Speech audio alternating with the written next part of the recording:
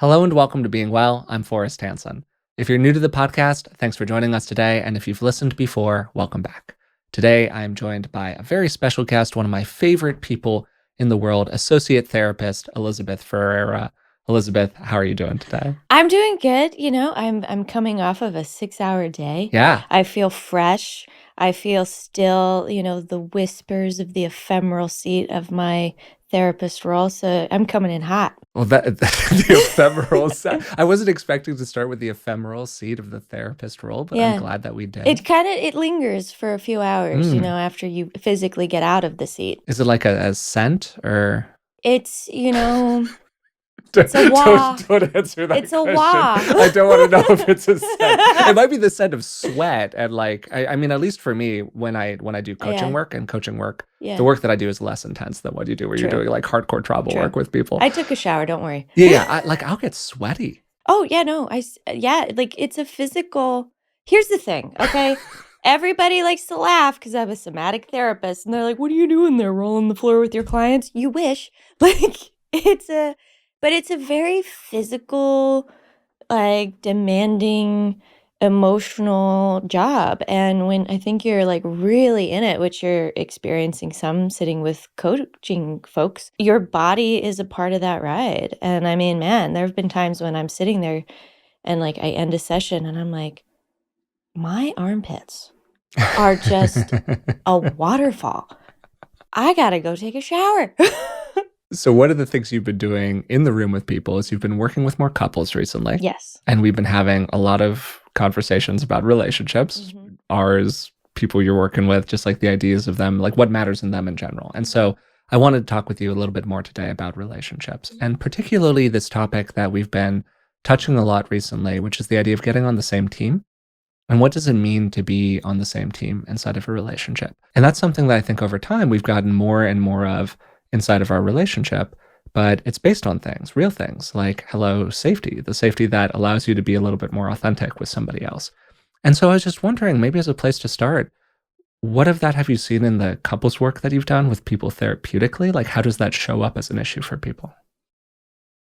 Well, to state the obvious, I think most of the reason people end up seeking couples counseling is because they don't feel like they're on the same team. Or they feel like when they try to, you know, talk about the fact they're on the same boat, something happens and it never goes well or something like that. It usually is like something's happening where the two people in the couple can't really hear what the other person is trying to say. Hmm. And in that, I think that lack of communication or being able to really hear what the other person is saying without becoming defensive, without, becoming triggered in your own way, you feel more and more like this person does not have my back. This person is not on the same team. Or I thought we were heading in this direction and now you're saying we're going in this direction. What? Yeah, one of the things that really stood out to me as a phrase was conditions of worth. And this comes from Rogers. We did an episode recently on humanistic therapy. And it's the idea that you had to do stuff in order to earn love, respect, appreciation, safety from family of origin. Mhm. So like this is developmental stuff. What's the stuff that you had to do in order to earn love? And I think it really applies to relationships as well, where we think that we have to earn love by being a certain kind of way. Maybe a way that's a little bit different from the way that we actually are on the inside, right? But as we do that, we become less and less authentic, further and further away from how we actually feel, how we actually are. And I think over time, that's the source of a huge amount of resentment for people inside of their relationships. And I wonder if that's one of the things that makes it hard to have that feeling of being like actually going in the same direction as somebody else, because you feel like you can't even come forward with like the person you actually are. And I sort of asked you half jokingly, but also not jokingly before we started recording, like, oh, what was that like for you? Did you feel like you had to do things in order to be loved? And you were like, yeah, I had to do things in order to be loved. Like Yeah. I was not loved for who I was. And I had the opposite experience. I very much had an experience of I could just kind of be me. In order to have contact with your own authenticity, you have to have a self to begin with. Mm. And I think when when maybe you're like me and you come from certain types of family systems and then you have, certain type of experiences that you're you're really robbed of having the opportunity to develop a sense of self. And you don't really even know what you want, what you need, what your values are. I think people can get placed in sort of this sensation of a pressure cooker when they're in relationship, because being in a relationship with somebody else is applying more pressure on like your parts, your sense of self, what do you want? And even that shift of, damn, like I don't have a place anymore where I can just stop pretending and just kind of go in my hole and like be, I guess, myself. I mean, like for me, I was never around someone as much as I was around you when we started moving in together. And I remember feeling just this persistent sense of pressure because it was like I felt like there was a way that I had to be in order to be acceptable. Mm. And so I never felt like I could actually ever relax. I never felt like I could actually ever take a breath or a minute. I always felt sort of on this like treadmill of like keeping it together or Mm. holding it together.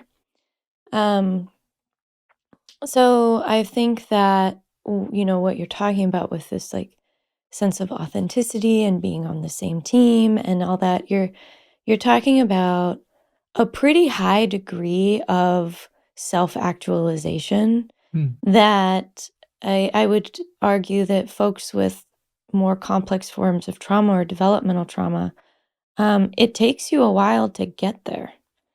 So, like in ours, we kind of started here a little bit where you were like, what do you mean? Just tell me what you want. And I'm like, I don't know what I want. Mm. Like, Mhm.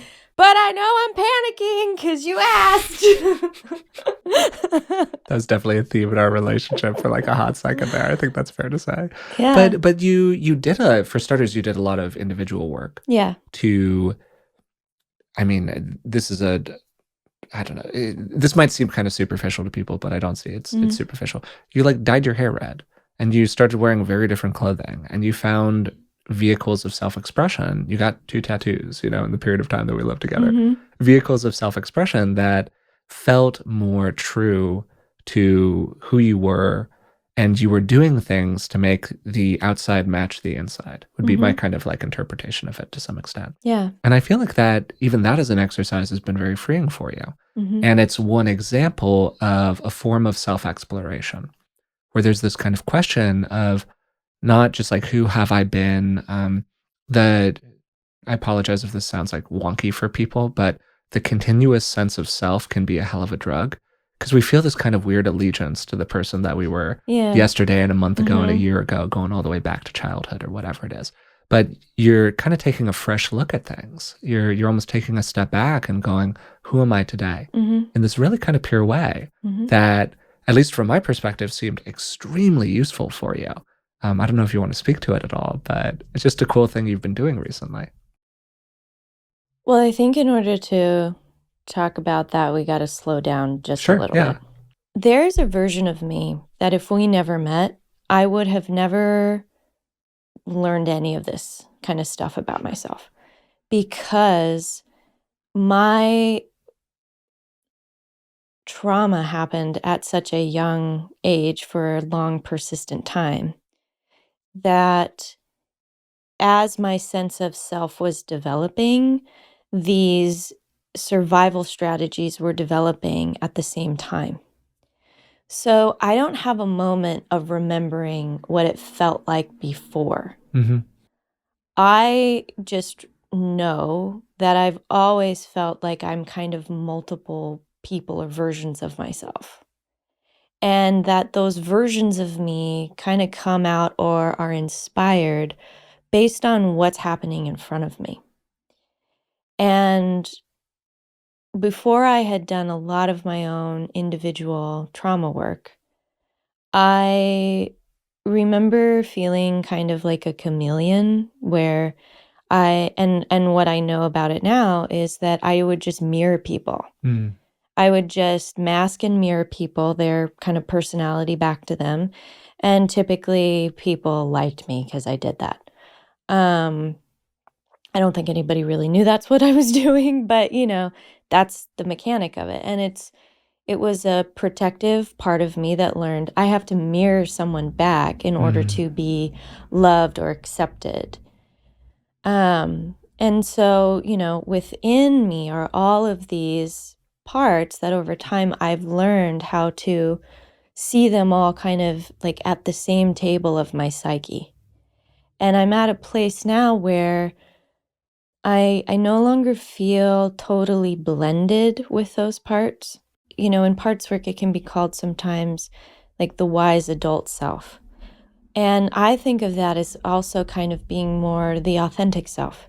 It's it's it's the part of you that can observe all of your other parts, but also can observe somebody outside of your experience, somebody else and all of their parts. And there's a bit of like feeling a little bit removed from everything, not in a dissociative way, but in a way where there's a little bit of room before, say, something hits you and then a part of you that gets activated comes in and takes over. Yeah, totally. And so I feel it inside of myself as it's sort of this waiting room. I have I have a room where all my parts exist and they all sit around the same table, but I'm the only one that goes in there to talk to them.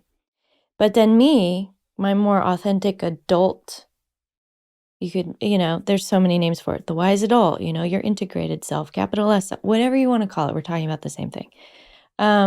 Comes in to this like separate space where maybe you have just had the board meeting with your parts, and then we sit in the same room and now we negotiate. Mm-hmm.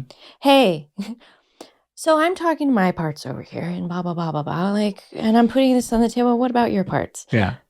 And within that, I think that is the place where you build more safety and you build the ship that's going to carry you on being the same team. Because I'm not allowing my parts to run amok. And I'm not like flinging a bunch of stuff at you. I'm not becoming uber defensive, I'm not allowing parts to blend with me and then kind of come at you, and vice versa. And so to me, there's sort of a degree of like self-control that allows you to build more senses of safety with your partner, to be able to negotiate and be on the same team and kind of talk that way. But in order to get to that place, you got to figure out who's in that room. Yeah, and that's how it loops back to the authenticity and self-expression piece of it. Yeah, that makes sense. And so, where you're kind of seeing me now is I think a lot of people like to try to be like, oh, well, this is Forrest. Forrest Sure, is the yeah. guy that has the hair. And he, The guy who has the hair. The guy that has the hair. And, wears sweaters. Sure. And very Mr. Rogers, yeah. Wears sweaters and wears those types of pants all the time. Forrest is never in like a deep barrel leg or a wide leg, okay? Like there's the Forrest costume, And it's interesting whenever you change something, you wear a longer shirt that you've never worn before, Sure, or, you wear a different outfit. How it challenges people's perception of like, well, that's not Forrest. Sure, yeah. I think it can cause you to act. Totally. Yeah. And my kind of thing is, I don't think any of it's real. I don't think that like there is in anybody just one singular form that's your authentic self. I think the authentic self is ever changing. I think it is an amalgamation of the negotiation you had in the room with your parts and you come out with like kind of information, and however you're juggling those parts, that's the authentic self. Mm. And so it's flexible. It's able to shift and kind of change. It's not a fixed point. Yeah. And I think that's where couples get in trouble because they keep projecting, but no, you're the dude with the hair and you're just supposed to be wearing that sweater. Why the hell are you walking in trying to do that? Yeah. Yes. Well, for starters, I think this is very clever, and I love what you're doing here. Because what's so cool about it is that you're introducing a model of self or Yeah. a model of the mind, a way to think about yourself that is itself really helpful for people.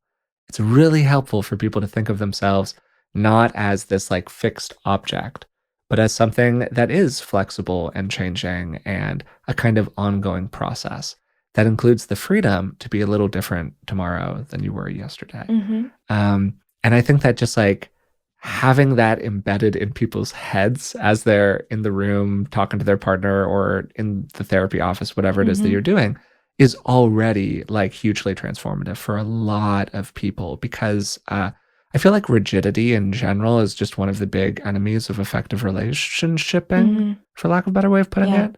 And I say this as a kind of reformed, rigid person. I've certainly, still got some of that in my personality, but I think that's gotten better over Yeah. time, like considerably better. And it's something I've just lightened up about. And so introducing that model to myself and like to my parts, however you want to talk about Mhm. it, has been incredibly useful for me. Mhm. And so I think that even just that as a concept is really helpful for people. Mhm. Mhm. And so then how do we kind of take this model that because this is just how I conceptualize Yeah, my own totally. system and parts. But like how does this maybe support togetherness or like being in a couple a relationship? And what I think about is that there's a version of me that shows up to my job. There's a version of me, it's mostly me, but like there are certain parts that I'm like, well, me. I hear you, and not right now. Yeah. Like time and place. Um, but that's a role, Hmm. and I think we tend to fall into roles in our relationships. And I think kind of like a role that we kind of slipped into was like I was the mess and you were the one that was together. And you know, I think it is supportive in challenging those roles. But it can be really spooky because if your parts perceive me as this vulnerable, maybe like unreliable, reactive person, you're not going to let go of like the wheel of the ship. Sure. Yeah. And so none of your parts are going to be like, well, I can't be a mess. And so I think this is where it takes like vulnerability to shift roles occasionally, to be like, well, sometimes I'm going to be the one that's like pretty put together. Hmm. And you get to be messy. And you get to maybe be close to opening that back door where all your parts are. And they come in the room, and I'm like, oh, wow, yeah, okay. And I can still be calm and I Mm. can still listen and hold space for you because it's a vulnerable act to allow for your partner to allow you to see their mess. Whether it's a romantic relationship or it's just a friendship, family relationship, using that word kind of broadly, are there things that you feel like come before people are able to kind of get there? I think it's the act of going first.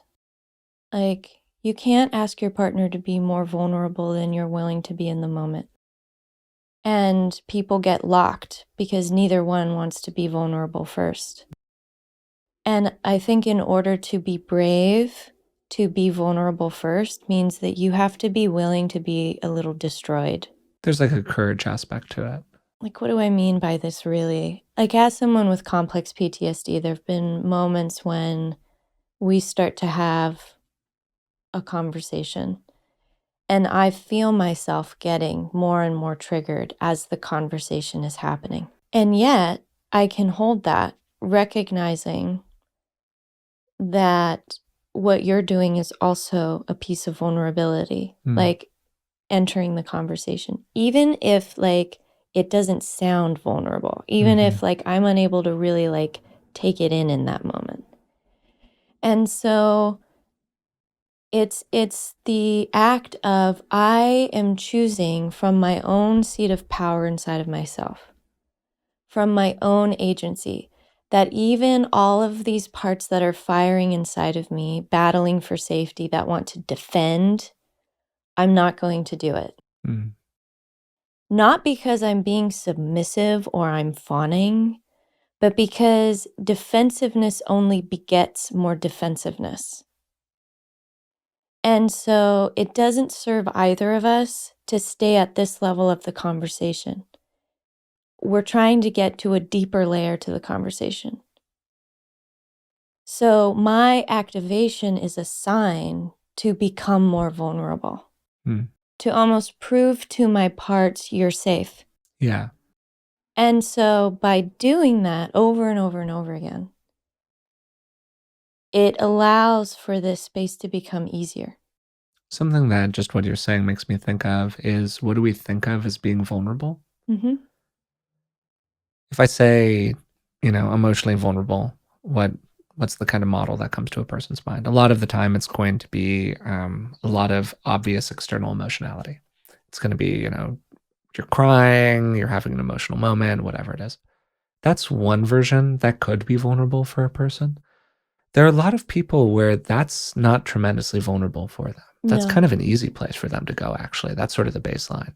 And the actually emotionally vulnerable place is having the other side of the coin be there and being able to do that for somebody else. And I think it can be helpful, again, just as you were a second ago talking about having a open model of the self, essentially, kind of like a flexible model. Having kind of a flexible model of what does vulnerability look like? Yeah. What does authenticity look like? What does being real with somebody else look like? And it can just take a lot of different shapes depending on who you are and what your experiences have been. And my take, and maybe I'm wrong, who knows? I'm weird. I think it's always vulnerable.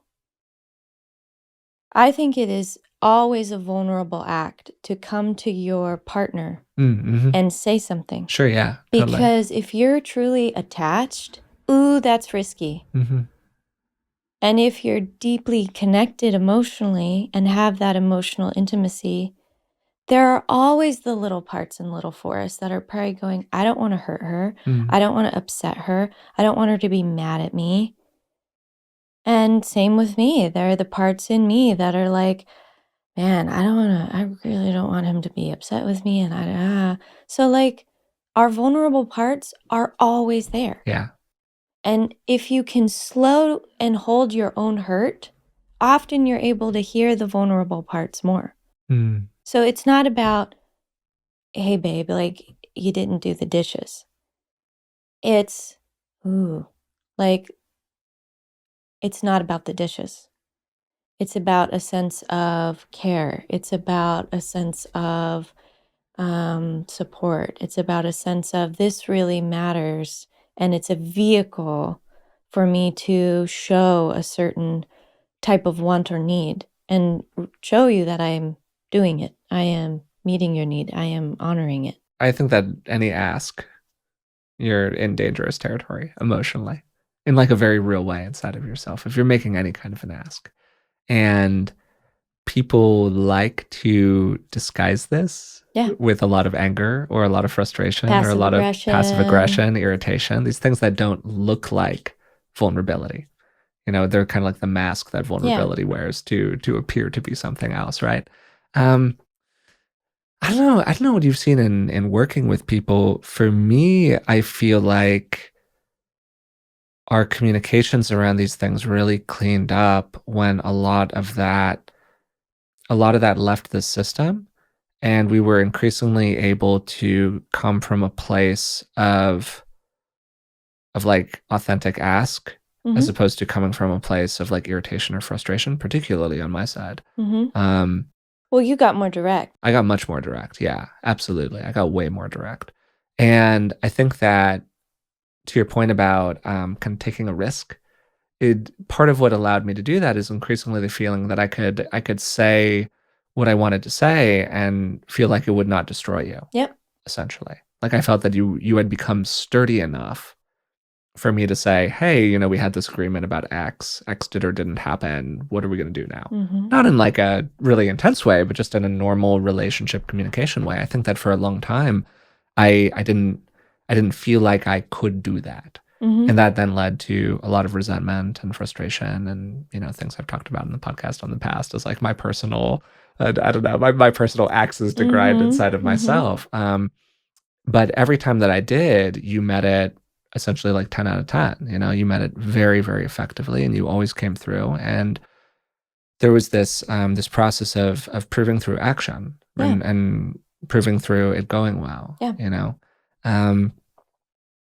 It's funny. It all sounds so obvious when you talk about it in this kind of way. It's kind of like Anna Karenina. Yeah. Like whatever the line is, like all happy families are alike, all unhappy families are unique in their unhappiness, essentially. And it makes it in some ways almost hard to talk about because, they're all unique in their unhappiness. And I guess this is a long way of asking, do you think that there's anything that stands out to you in like what doesn't work in terms of the communication styles of people or whatever? Yeah. I have no patience for being mean. Like, yeah, people are like sometimes really the meanest totally to their partners. Yeah. And I'm like, no, like you cannot be mean to each other. Yeah, not in this room. No. Yeah. Because it doesn't serve anybody. Doesn't serve your relationship, doesn't serve your partner, but it also doesn't serve you. If you can't communicate your needs in a way that isn't like sounding like a complete asshole, like you're kind of f***ed. Yeah. Even if it's a really valid want or need. And now here's the nuance. I am a huge, huge proponent of anger. Yeah. Big fan. Big fan of anger. Like, you need your anger. And this is why. Anger serves a functional process in the mechanism of your system and parts. Meaning, anger is the force that goes, wait a minute, I don't deserve this, and this is not okay. And you have to have that. That's the part of you that can have your own back. Yeah. That can withstand being in the mess with your partner when stuff is happening and being like, that was a lot, but I am not folding. Like, because I do not deserve this right now. Or my need is still valid. Or, hey, sorry, bro, this is a non-negotiable. Yeah. This is actually like the big capital N need, okay? Mm-hmm. And so anger's really needed and important. But what happens when every time you've tried to advocate for your needs, every time you've tried to like use that force, it gets rejected, it gets gaslit, it's not taken on as a serious request. You can talk about it theoretically, but the action never happens. You get pissed. And a suppressed angry part or fight part becomes passive aggression, and passive aggression begets meanness. And so this is why I love anger, because anger moves us back into being uber direct. What I see sometimes is the squiggly lines are going all over the paper, like, yeah, there's so much communicating around an issue. Totally. Yeah, and I'm like, but what do you want? And I'm like, but what do you want? And I'm like, have you realized I've asked you this 3 times, and you've painted a beautiful picture, and you've told me a lot of things you don't want or you don't like, but you still can't just simply name, I want X. And so I think that inability to do that comes from the fact that we are so bad at differentiating between healthy anger and being mean. So I can watch you in real time be pissed. Yeah. Because we've been together for 8, almost 9 years at this point. And I'm a fire sign, baby.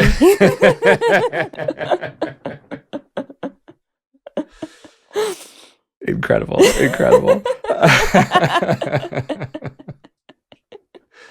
Yes, you are. Yeah. And so I could watch this happen in real time, Mhm. but see you not speak from it, Yeah, if that makes sense. that's it. And I think that that's kind of the distinction that you're making here, Yep. is that look, I don't want to say that this is universally a bad thing for a whole bunch of different reasons. There can be sometimes a moment, particularly in the container of therapy, where you have one person who has suppressed around this for often years and years and years. And then finally, there's one day where it all comes boiling out.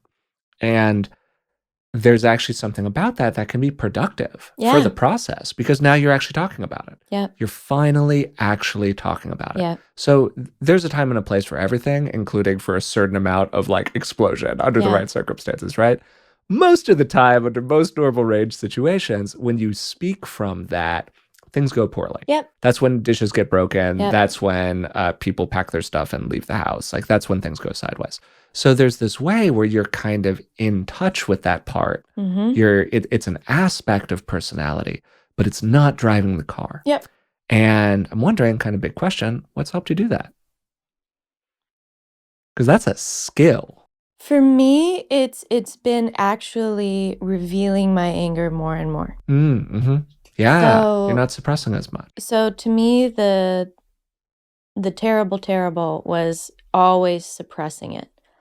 Of something happens and I'm like, and then I'm fine. Yeah. Like, because it builds a pressure and it would build and build. And then you get the explosion moment where you're like, whoa, that seems really over the top for what we're at. And it's all like, yeah, but you don't see like, oh, I've been like this the whole time, Yes, you know? you know? Absolutely, totally, like, yeah. it's the final match in Yeah. the corner, you know? So learning how to express healthy anger, learning how my anger is not bad and it's not evil and I'm allowed to express it. But the distinction with that is that you learn inside of yourself, I've learned inside of myself, how to be with my own anger.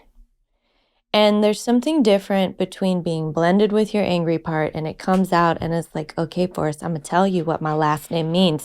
You know, like, I'll show you where these roots came from. Like, you know, that's very different than being able to feel it inside of myself, go like, wow, I'm really angry. Why am I angry? Okay, this is why I'm angry. And then going, hey, babe. I am really angry right now and I need some time to either cool down before we talk about this, or it's about, look, honestly, this may sound over the top, but there's a part of me that's like really upset at you because you did X, Y, and Z. Mm-hmm. And so that's modeling what I was talking about in like kind of the beginning of this conversation of like, I go into that room where my anger is and it's screaming, yelling, it's throwing the papers on the table, you know, it's making, and I'm like, okay, but like, what do you want, anger? And then the anger's like, and I'm like, no squiggly lines anymore. What do you actually want? I want blah. Great. And I come out and be like, hey, so my anger said it wants this. Are you able to meet? Now we negotiate. But here's the thing. We're good to each other. Yeah, that's where I was going to go. We fundamentally care about the other person's well-being, the other person's emotional world. And I think one of the values that we both have in our relationship is we want the other person to feel good, feel safe, and be happy. Mm-hmm. And so within that, I'm holding that for you, and you're also holding that for me. If you were not this way, I'm just going to let you know right now, I would have no morality around unleashing that part on someone who deserved it. No facility, for sure, totally. And I think that for starters, if there are 1.5 million podcasts out there that do like the whole red flags thing, and which is, there's a place for that. I think that at the point that you have 700,000 YouTube videos on this topic, you probably don't need us to give you another list of red flags or whatever. And come on, you know. Yeah, and you know. But to like state the obvious here, hello, try to end up with somebody who gives a shit about you, just in sort of a broad sense, and particularly who has that fundamental underlying sense of caring, give a shit factor is something we've talked about a lot in the past. Like, I really give a shit about how you feel on the inside. It really matters to me deeply. I have learned to value your needs essentially in equivalence with my own. Yep. And that's been a big process. Yep. And I think it's a big process for every relationship.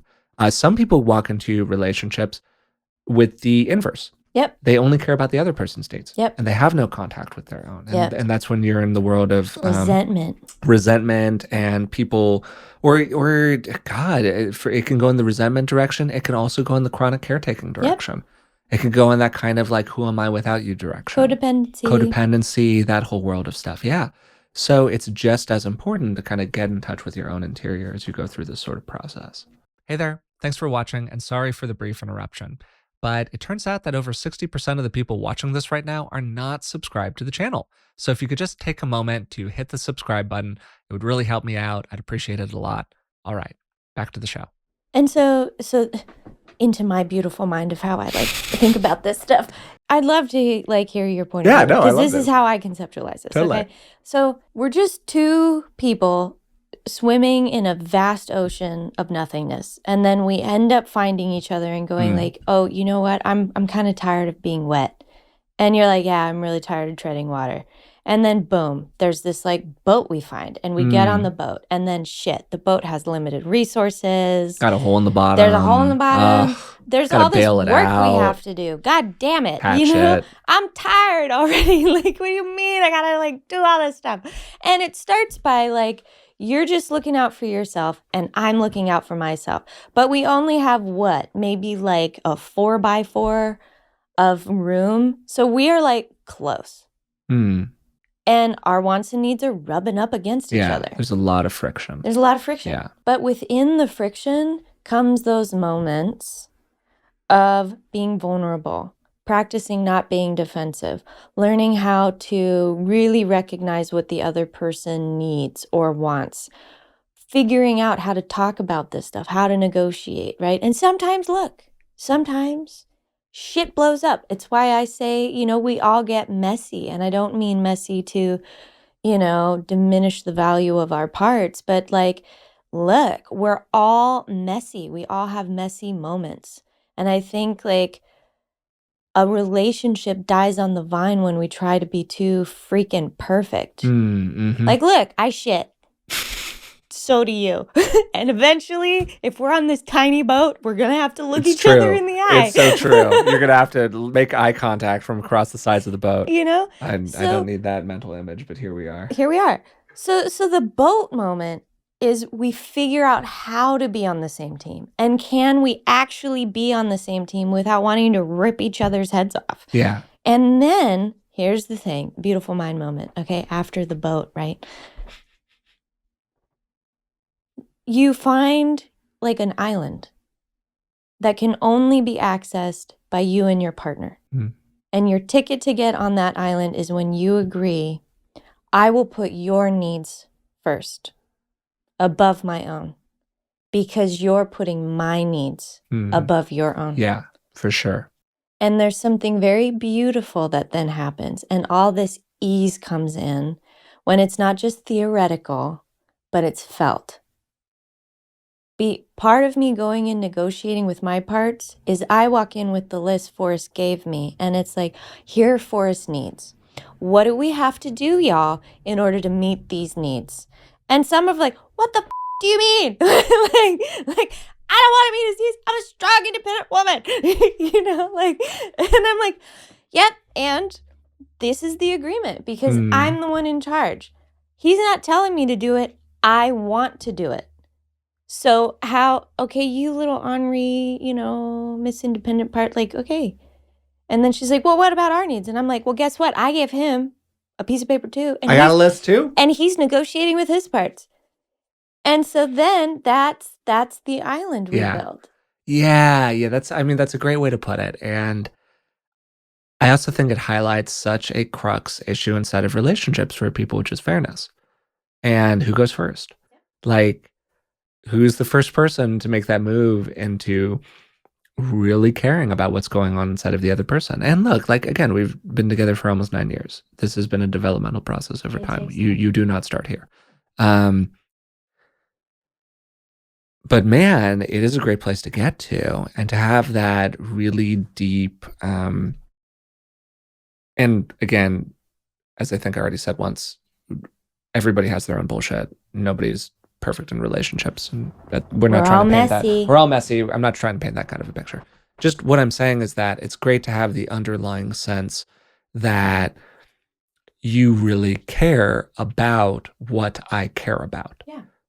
Including for myself, just even in like not entirely selfish ways, but somewhat selfish ways where it's like, this is just a thing I kind of want for me.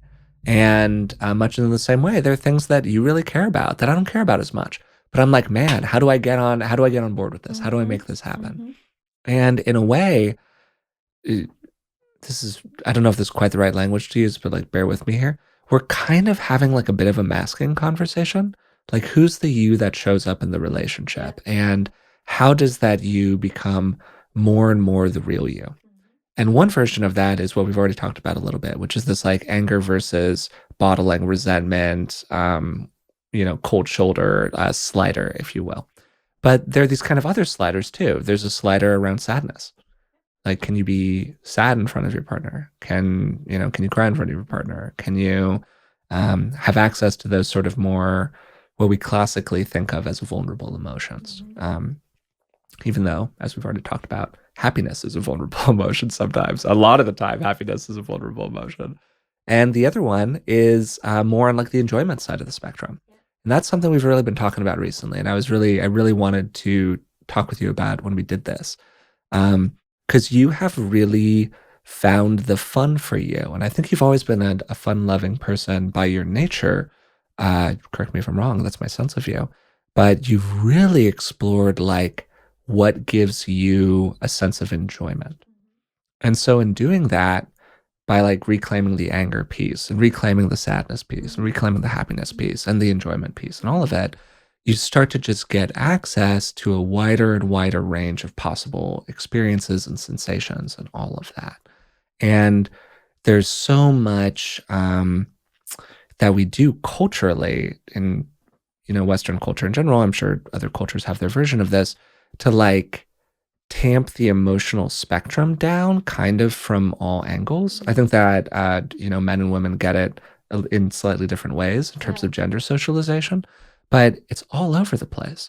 Yeah. And I think that you've gone on this really wonderful journey of kind of figuring out what you really like and what's fun, and a kind of playfulness, again, just in the superficial lane with like exploring your closet and totally turning it over. Muppet era. Yeah, the reason I'm talking about this so much is because it's not. I'm not trying to be superficial about it. I mean it very seriously. Where Elizabeth basically went from having an all black closet, like the classic dancer, all black, everybody looks like a stagehand closet, to like a riot of colors and shapes and patterns and like screen printed crocodiles wearing crowns. You got to wear that shirt on a podcast I know, sometime. I really It's an incredible shirt. It's like my favorite shirt. And it's just such an obvious marker of a kind of fun, a kind of play, a kind of self-actualization. When we were talking and doing prep for this, you were saying something about make a list of the things that you were told you weren't supposed to do or you weren't supposed to like, that kind of somewhere deep down in there, there's a part of you that's like, I actually like that a little bit. I'm actually kind of into that. I don't know. You want to talk Forrest, about that a little? Look at us. We're in Scorpio season. Here we go. Like, look at you, just pulling it in. It's, as you know, if you listen to the podcast, I am not an astrology person, but I'm here with Elizabeth, so we're rolling with it today. We're rolling with it today. Okay, Forrest, Mister, like, let me show you this app that really breaks it down and everything. So here's the thing. I love being good at anything. Yeah. I love beautifully designed anything. Yeah. Is that my Libra? Yes. Oh God, me. We're just proving ourselves, but here we are. All right. Anyways, go ahead. Yeah. Okay. So, yes. And there's kind of like two layers to these like conversations we're having. I think people have to first date themselves before they can effectively date another person. Yeah, love that. And so part of dating yourself is you have to really figure out what turns you on, what excites you, what feels good. And this is the thing that drives me crazy is people go, wow, that looks so cool, or oh, I like that, or they get so lit up, and then you're like, They never do it. Yeah. And they're like, oh no, I could never. I'm like, what the like, and it would irritate me so much. And partly because I came from a family with a very restrictive mother that had very strong views about how you were supposed to look. And so she was very loud with like, that's hideous, that's Adventist ugly, and all this. A lot of stuff. Yeah. Adventism, the church. Purity there's culture, so et many cetera, layers of shit. Yeah. And I'm like, we have to break ourselves free of that shit. If there's something that you have a story in your head that I can't do it, you have to do it now. Like, if you're like, like, I'm on this like odd little moment of the sensation is like, I want it, but like, like, do it. Dye your hair the weird color. Get the tattoo. Who gives a shit? We have lasers now. Time is an illusion. Literally. So why not? We're really shooting from the hip with this one. Why not just enjoy yourself? Yeah, no, and that's totally. the thing, is that the taboo is there because we hide all the shit we actually secretly like in yes, them. Totally. And we tend to dampen our experience and dampen the way we can show up in relationship because we're too chicken shit to wear the shirt. Buy more screen-printed tiger shirts. And look, if you're someone who has just worn pastels your whole life, but deep down you want to be goth, go for it. Sure, yeah, whatever your flip side of it is. Yeah, no, and I think that, I mean, we're talking about this through the lens of personal ornamentation, because that's an easy, obvious, like, visual signifier of the thing. But this extends to everything. Yes. This extends to pushing your comfort zone in so many different kinds of ways. And in a funny way, I feel like we're kind of looping a little during this conversation in a good way. Yeah. Where this is a little bit like how earlier I was mentioning how like vulnerability, we have a model of vulnerability, but the way that vulnerability looks is actually very multifaceted. Or you're talking about how like, a flexible version of the self. How I think of myself is actually kind of flexible and is actually kind of whatever. So in exactly the same way, this idea of going after the things that you care about or stretching yourself in some kind of a way. For some people, stretching themselves in a relationship is actually being the more together person. Yep. It's not being the more sensitive person. For some people, yo soy over here, it's being the more sensitive person. Yeah. It's coming forward with some vulnerability. Shooting from the hip. Being a little embracing Scorpio season, some might say. Kill me now. I can't do it. Anyways, we're gonna get so much mail about this one. I can already read the emails. It's good for you. It's good. It is good for me. It's a growth edge. It's a growth edge. Yeah. It's a growth edge. But yeah, so like that version of it, right? Yeah. We're expanding that field of what we're comfortable with, and we're getting more access to more of the toys. Yep. And to me, that's what, and I obviously it's like the being well bingo card, the Forrest talks about agency or whatever. But this is really the thing. Like, that's what actual agency is. It's feeling like, sure, you've got these various tools in your toolbox, and we got to develop those tools. We got to learn how to do these things. We got to learn how to have the anger rolling in the background without totally blowing the other person up. But really, it's about, you see all the things in front of you as like all these possibilities that you're saying. Well, I can wear the pastels or I can wear the whatever. And you feel free to pick whatever you want to pick the one that like your mind or your heart wants to rest on that day. Like, wow, what a beautiful thing. And if you happen to be in a relationship, your partner celebrates that. Yes, totally. Okay, so this is an actual piece of advice. Which I really appreciate this because he doesn't do this often. Sometimes I'm resistant to give an actual piece of advice. Here's an actual piece of advice. If you are with somebody, friend, roommate, partner, I don't care, but definitely romantic partner, and you see them do this, you see them reach for the pastel as opposed to the goth outfit, or vice versa, whatever it is for them.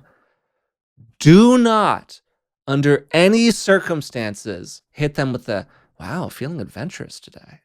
Or, oh, you really? You're really wearing that today? Oh, I don't know. Validate, support, enthusiasm, get excited. Even, frankly, TBH, even if you think it's a little silly. Yeah. Even if you think it's a little over the top. It's about backing the play. And like, I want to be really clear that to find that from a truly authentic place. Like, do I like every single thing you wear? No. I have a deep hatred of blue, okay? Yet Forrest continues to wear blue as I wear my light he blue wears shirt today, blue yes, right now. yes.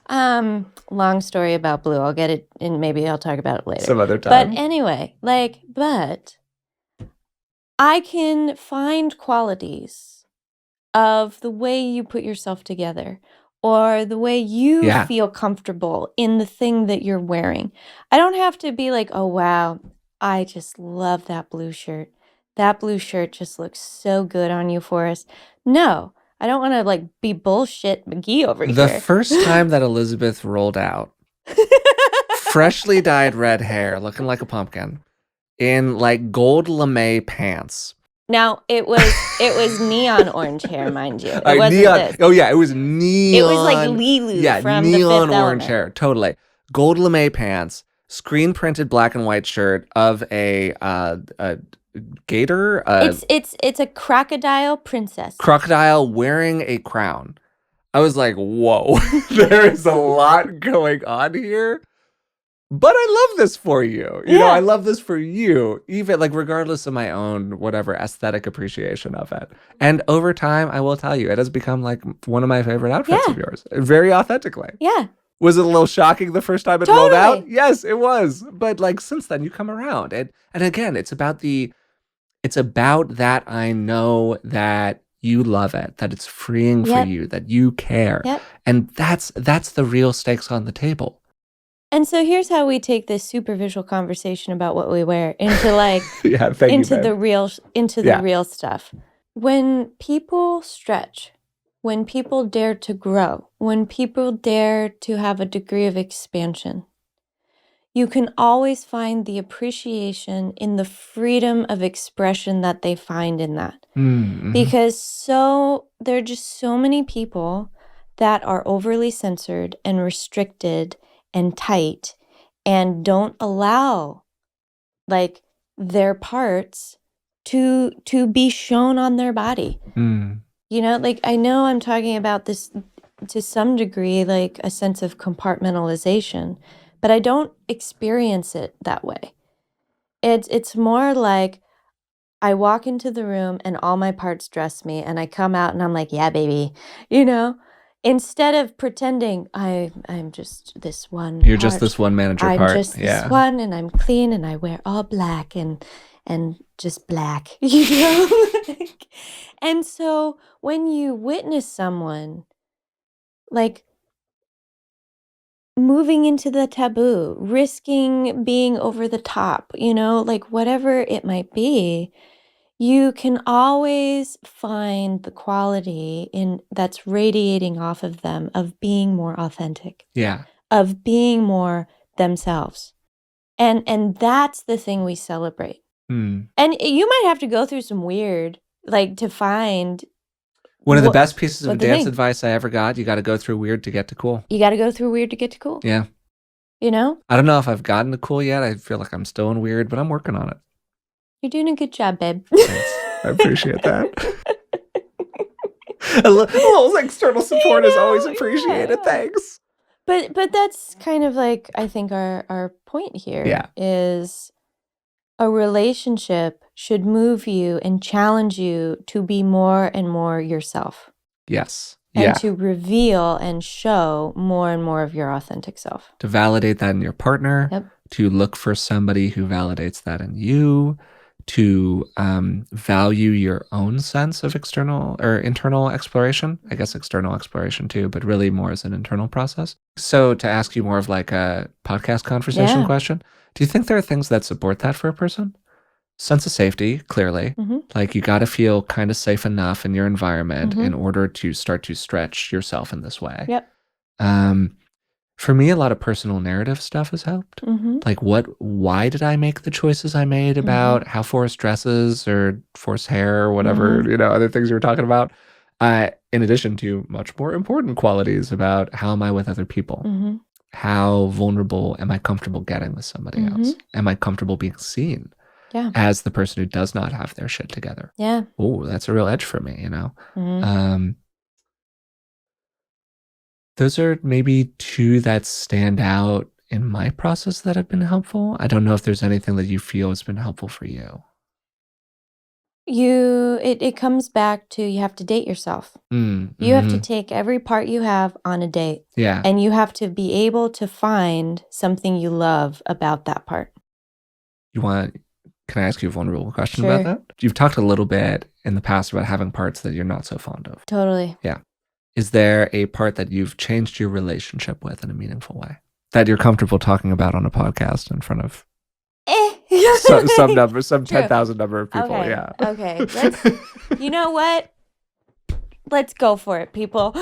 Like, I'll go first. I'll be super vulnerable. And then counting on y'all who are watching. Okay, here's the thing. When parts work was first introduced to me, like, earlier therapists I work with really tried to pull for, like, the young one or, the inner child. They were too quick to try to do inner child work. And there was all this projection onto me of what the inner child is or looks like. That is not what my inner child is or looks like. And for a long time, I hated that part. You've talked about that. Because when it would get activated or triggered and I would get blended with it, it would wreck my life. It would wreck things in a way that I would feel like I lost total control. And so, this is going to sound really odd, but, taking my child part, my young one on a date and being like, all right. This metaphor might have fallen apart a little bit, but yeah. But you know what? We're going with it. We're going with it. Like, and what I noticed was I needed to let her be what she actually was, which was almost an animal. I mean, like a wild, like anybody, I'm a millennial, the wild thornberries, Donnie, the little wild boy with like the pants that went. Well, I didn't realize this was a memory I still had, and you just accessed it. Welcome. Yeah, incredible. Yeah. That is what little tiny Elizabeth is. And she's crazy. She's untamed. She throws her poop around. Like she if I were to let her out, havoc. It's bad. But like, is she bad? No. She's just a feral kid that, doesn't know any better and is super primal. Which is, not to psychoanalyze you here, but I think you're open to it, is the total flip side of your actual experience growing up. Yes. Where you were hyper-controlled, hyper-regulated, you grew up like vegan and this, that, and the other, like all of these limitations on you. You couldn't run too fast, you couldn't talk too loud. I was never allowed. You were never allowed access to that. Actually be the feral, kid untamed when kid. I was the kid. But that's my point. Repression, baby. Literally. Yeah, totally. But like, to your point, like frankly, if we really want to get Freudian with it, she was abandoned because I couldn't be her at the age where I actually was her, and no one around me could actually like handle me being a kid. So guess what? She never learned how to talk. She never learned how to eat with a fork and a spoon. She can barely wear pants. Yeah. she didn't come along with you in that process. Yeah. But having like really like built that relationship now with that part of me, same, in our great, story of the wild thornberries, like Donnie's still on the RV with the family. And the cool thing about this part of me is that I still have access to that primal side. I can still kind of feel into like the soft animal of my body because she is in a way uncorrupted. She has not been trained or tamed. She is wild, and like we never let her drive the bus. At least not in public. But is she really good with dogs? Yeah. Yeah, for sure. For sure. Very good with dogs. Absolutely.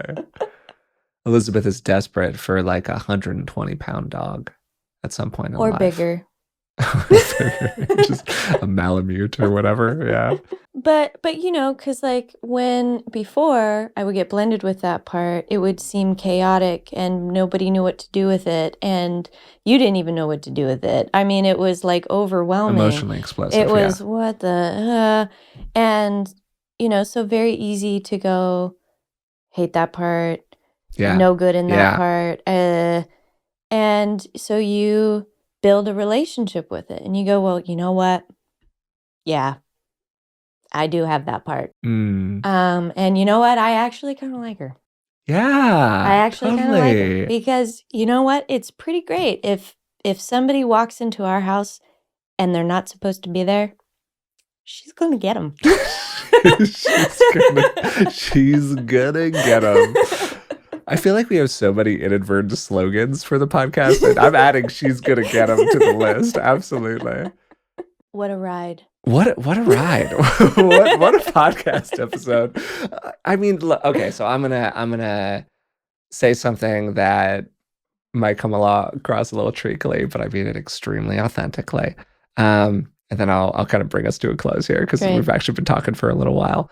But I have really seen your relationship with this aspect of self-change. Mm-hmm. And I remember a podcast episode that we recorded not too long ago where you talked really openly about having parts of you that you like hated. Yeah. And I think that this aspect that you're talking about a little bit today is on the list, or at least floating around in that kind of a way. But this at least is an aspect of self that you've really come around on. And you've seen, the mess, sure, but also the beautiful parts and the ways in which, again, it lets you have more access and more freedom, and you get to play with more of the toys. Mm-hmm. And these emotions get increasingly included as a part of who we are, right? Yep. And then that opens up some space inside of the relationship. One of the things we didn't talk about so much today that we'll probably reserve for a future episode is how do you make that kind of a container? Yeah. Like, how do you make a safe container inside of a relationship that lets some of this stuff start to come online?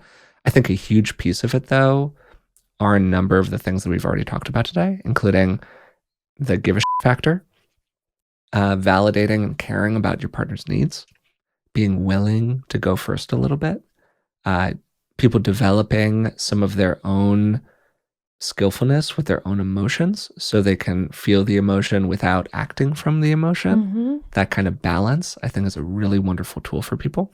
And also just appreciating that this is an ongoing process. Sometimes you got to take yourself on a date. Sometimes you got to take your partner on a date. Sometimes you got to figure out what kinds of dates you like, whatever it is for you, right?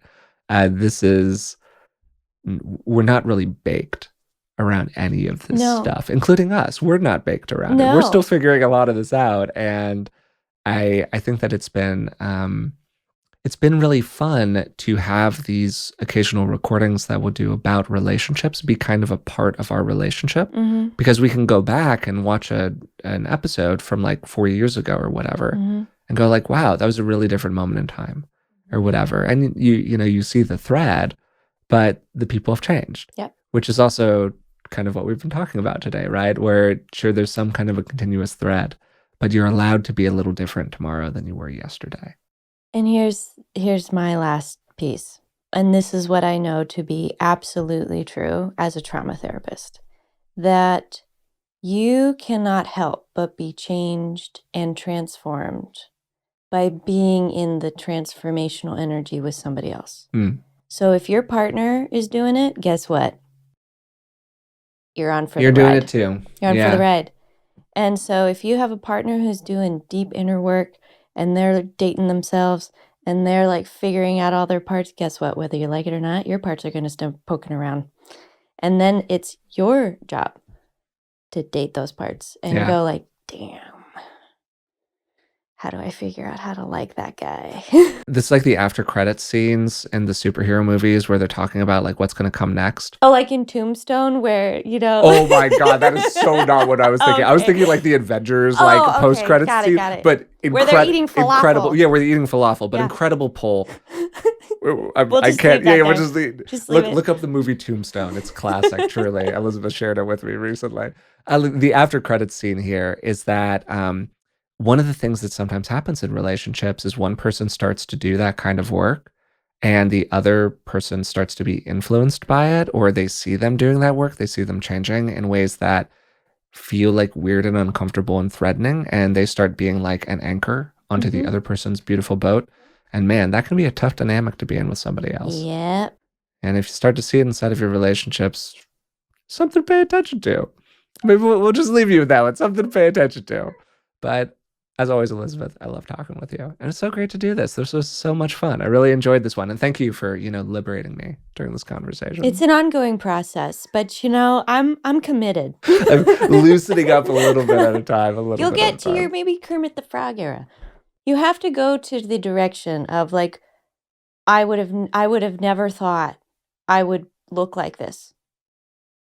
That's what I did. I was all like, what would 10 years ago me be like over my dead body? Am I putting that on? And I was I'll think about it. I don't think it's going to come across in terms of like visual presentation for me. I'm pretty like cool with how I look. But I think I'm going to find some way in here. We're working on it.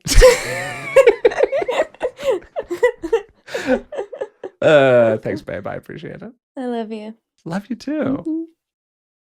As you could probably tell, I had a wonderful time talking with Elizabeth today about relationships, about to some extent our relationship, and what she's seen from working with different couples inside of her therapy practice.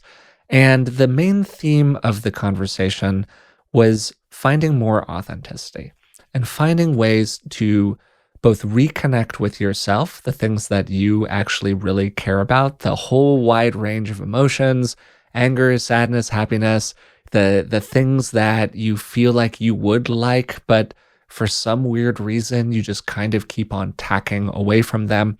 And then figuring out what supports that, what supports showing up that way as this whole increasingly unmasked version of who you are inside of a relationship, whether that's a romantic relationship, which was the primary lens that we were talking about things today through, or it's a friendship, or it's a family relationship, or whatever it is that's relevant for you. Authenticity is scary.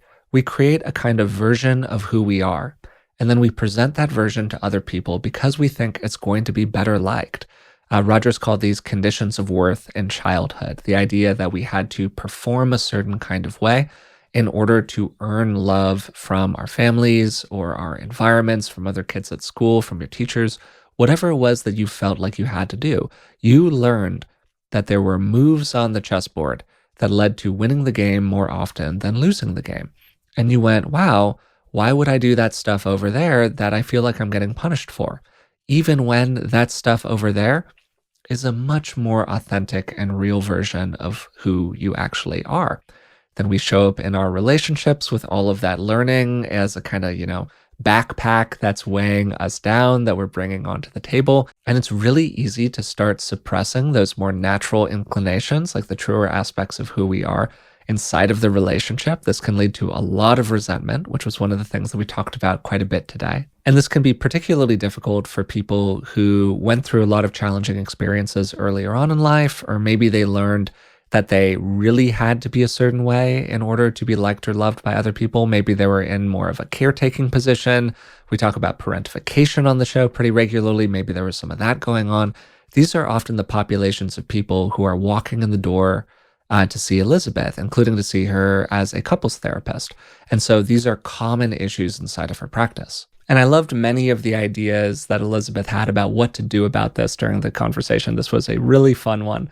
But a few of them that I'm remembering right now are, for starters, a kind of form of what maybe you would call cognitive diffusion technically, where you're able to take a little bit of a step back from your sense of self as a whole. All of the different parts that are bumping around inside of you, the different thoughts you're having, the different feelings you're having, and you're getting just enough space around them where you don't feel like they are the ones who are driving the bus. You can see them without feeling like you have to act from them. And this also gives you a better sense of all of the stakes that are on the table for you, the things that might really matter to you that you don't see as easily, the parts of yourself that have kind of been left behind a little bit over time. And this sensing of the whole playing field, the whole internal space of who you are inside can be really helpful for starters.